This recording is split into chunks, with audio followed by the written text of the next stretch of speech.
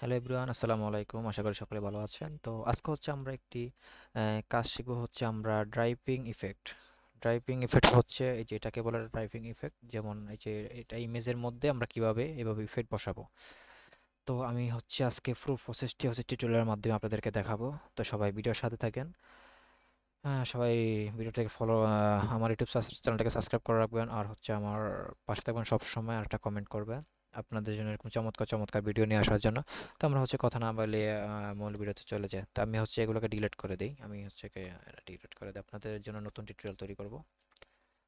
তো আমি সাপোজ নতুন একটি আর্টবোর্ড নিয়ে নিলাম। আপনারা জাস্ট আর্টবোর্ডটা কীভাবে নেবেন, আমি জাস্ট এটাকে আমি একদম ফুল প্রসেস দেখে দিচ্ছি। আমি এটা কেটে দিলাম।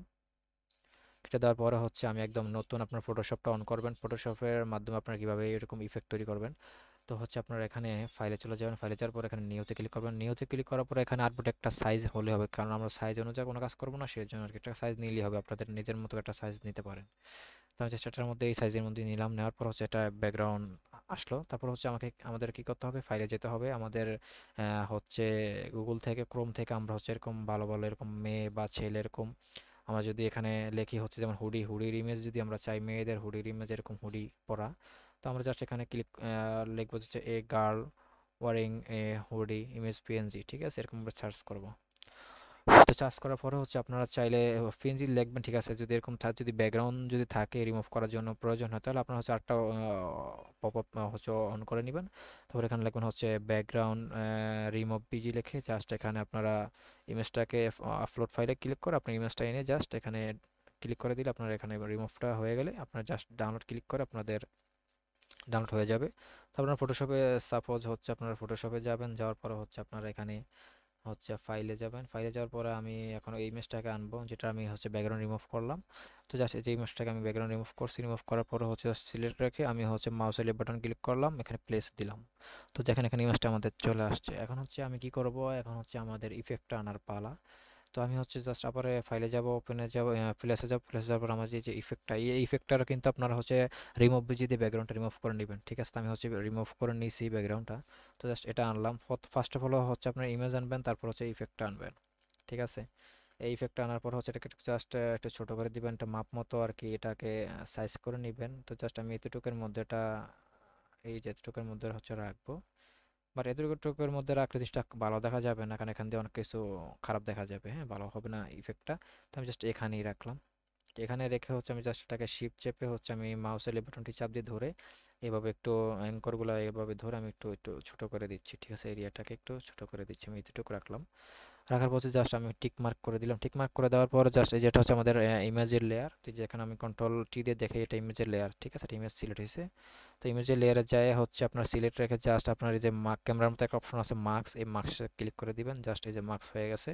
তো আমাদের মূল কাজ হচ্ছে এটা। তারপর হচ্ছে আপনারা এই যে উপরে যে ইফেক্টটা আনলেন, এই ইফেক্টটার এই যে হচ্ছে ইফেক্টের মধ্যে সিলেক্ট রেখে এখানে কিবোর্ড থেকে কন্ট্রোল চেপে এই যে এখানে মাউসের বাটনটা একটা জাস্ট ক্লিক করে ছেড়ে দিবেন। এই যে ছেড়ে দেওয়ার পরে কিন্তু এটা সিলেক্ট হয়ে গেছে। সিলেক্ট হওয়ার পরে হচ্ছে এটাকে এখন কি করবেন, এখানে হচ্ছে কিবোর্ড থেকে শিফট কন্ট্রোল আর আই একসাথে চাপ দিবেন। একসাথে চাপ দেওয়ার পর এটা ইনভার্ট হয়ে গেছে। ইনভার্ট হওয়ার পরে হচ্ছে আপনারা এই ইফেক্টটার আইটা অফ করে দিবেন, চোখটা অফ করে দেওয়ার পরে হচ্ছে আমরা এই যে এটা এই থাম্বনেলটা চলে যাবে। এই থাম্বনেলটাতে যাওয়ার পরে আমরা এখানে ব্রাশ সিলেক্ট করব। ব্রাশ সিলেক্ট করে জাস্ট এখানে ফোরগ্রাউন্ড কালারটা ব্ল্যাক রাখবেন। ব্ল্যাক রাখার পরে জাস্ট এখানে মাউস এলে বাটন চাপ দিয়ে ধরে এভাবে ড্র্যাগ করে দিবেন এই যে নিচের এই পার্টটা। এই দেখেন এইভাবে না, হচ্ছে যে নিচের শুধু এই যে পার্টটা হচ্ছে আমি এভাবে ড্রাগ করে দিলাম, বাস হয়ে গেছে আমাদের ইফেক্ট তৈরি। তো এখন হচ্ছে আমি কি করব, ব্যাকগ্রাউন্ড দিব, ঠিক আছে। একটা সলিড কালার আমি একটা ব্যাকগ্রাউন্ড নিচ্ছি এখানে। তো আমি ব্যাকগ্রাউন্ডে সিলেক্ট রেখে জাস্ট এখানে চলে গেলাম। এখানে যাওয়ার পরে হচ্ছে আমরা ক্রিয়েট নিও ফাইল, এখানে যাওয়ার পরে হচ্ছে আপনি জাস্ট এই যে সলিড কালার দিতে পারেন, এক কালার পিছনে একটা কালার দিতে পারেন, বা আপনি গ্রেডিয়েন্ট দিতে পারেন। গ্রেডিয়েন্ট দিলে ভালো হয়, সুন্দর দেখা যায় জিনিসটা। তারপরে এখানে আপনি চাইলে লিনিয়ার না দিয়ে আপনি রেডিয়াল দিতে পারেন। রেডিয়াল দিলে হচ্ছে আপনার মাঝ বরাবর একটা ইফেক্ট আসবে আর কি।